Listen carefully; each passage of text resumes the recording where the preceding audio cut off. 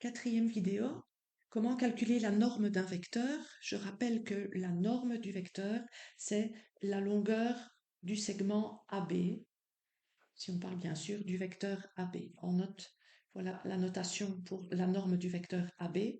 C'est également la distance qui sépare le point A du point B. On peut l'exprimer comme ça aussi. Alors, la formule a l'air un peu indigeste, mais on va plutôt la décomposer en deux.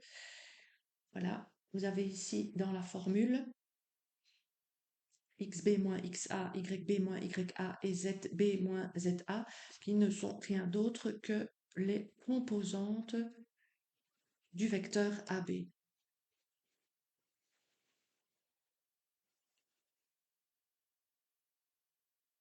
Et donc la formule, c'est la racine carrée de la somme des carrés des trois composantes.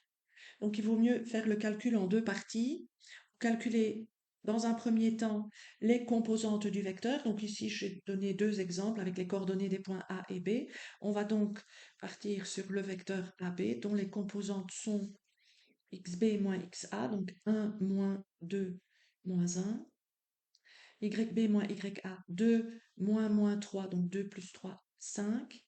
Et ZB moins ZA, 0 moins 1, 1.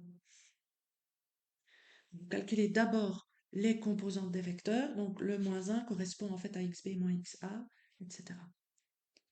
Et dans un deuxième temps, vous calculez la norme du vecteur AB en prenant simplement donc ici la racine carrée de les trois composantes, vous faites la somme des carrés, donc moins 1 au carré, plus 5 au carré, plus 1 au carré. On obtient donc racine de le carré de moins 1, 1, le carré de 5, 25, et le carré de 1, 1. Oui, j'aurais pu raccourcir un peu. Donc 1 plus 25 plus 1, racine de 27, que je peux simplifier, puisqu'on demande toujours des réponses les plus simplifiées possibles. 27, c'est donc 3 au carré fois 3.